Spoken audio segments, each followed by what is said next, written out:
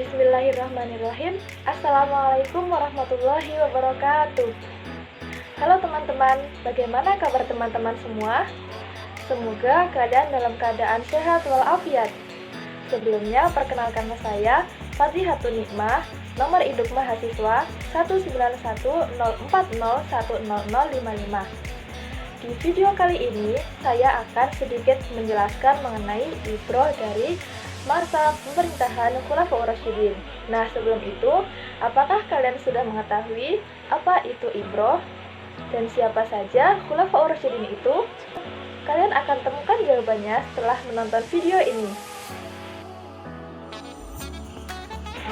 Yang pertama, pengertian ibroh. Ibroh dapat diartikan sebagai suatu upaya untuk mengambil pelajaran dari pengalaman orang lain atau peristiwa yang terjadi pada masa lampau. Ibroh dapat juga diartikan sebagai hikmah. Pada intinya, ibroh adalah hikmah yang kita ambil dari peristiwa masa lampau. Kemudian yang kedua adalah Khulafaur Rasyidin. Khulafaur Rasyidin adalah 4 orang penerus dari Rasulullah Shallallahu Alaihi Wasallam. Menerus dalam bidang apa? 4 orang ini meneruskan dalam bidang kepemerintahan. Nah, 4 orang itu siapa saja? Yang pertama adalah Abu Bakar. Yang kedua, Umar bin Khattab. Yang ketiga, Utsman bin Affan. Dan yang keempat, Ali bin Abi Thalib. Yang pertama, Abu Bakar. Beliau adalah orang yang menemani Rasulullah ketika hijrah, yang mengorbankan hidupnya untuk melindungi Nabi. Abu Bakar dengan terpuji melaksanakan perintah Allah dan mengikuti petunjuk sahabatnya, yaitu Nabi Muhammad SAW. Beliau dikenal sebagai pribadi yang lemah lembut, bijaksana, tetapi juga tegas. Terbukti di masa pemerintahannya, beliau memerangi orang-orang kafir yang memerangi Islam, pun juga memerangi orang-orang yang enggan membayar zakat.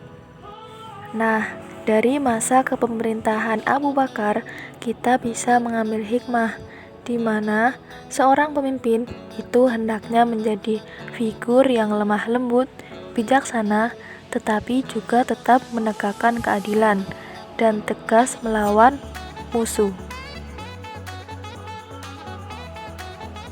Kemudian khalifah yang kedua adalah Umar bin Khattab. Beliau dikenal sebagai sang pemberani. Umar tidak mempunyai rasa takut kecuali kepada Allah. Keyakinannya kepada Allah dan amanahnya menjelma sebagai hikamah, gagah dalam bertindak membela kebenaran, sehingga hatinya juga menerima Islam dengan lapang dada. Dari perjalanan Umar bin Khattab, kita bisa mengambil hikmah. Pada suatu saat ketika kita menjadi pemimpin, hendaklah kita bersikap tegas, berani melawan kebatilan, yakni berani melawan sesuatu yang jelas-jelas itu adalah hal yang salah. Berikutnya adalah Utsman bin Affan. Beliau dikenal sebagai sang dermawan. Beliau merupakan sosok yang kaya raya, tetapi juga dermawan. Semua itu bagi Utsman hanyalah sebuah titipan. Beliau berdakwah melalui sedekah, membantu perjuangan Nabi dan selalu menolong umat Islam yang sedang kesusahan. Jadi sangat jelas ketika seorang pemimpin punya sifat dermawan, maka ia akan terhindar dari sifat-sifat yang akan merugikan wilayah yang ia pimpin. Yakni ia akan terhindar dari sifat korup yang akan merugikan wilayahnya.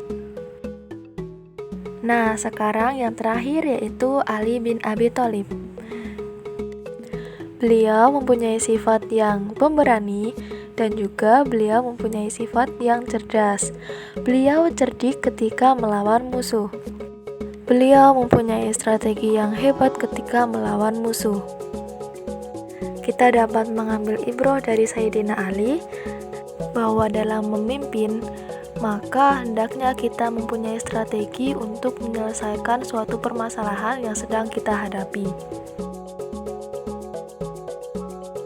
Nah, mungkin sekian yang dapat saya sampaikan terkait hikmah yang dapat kita ambil dari 4 Khulafaur Rasyidin yang telah disebutkan di atas. Semoga bermanfaat untuk teman-teman semua dan saya mohon maaf apabila terdapat kesalahan. Wassalamualaikum warahmatullahi wabarakatuh.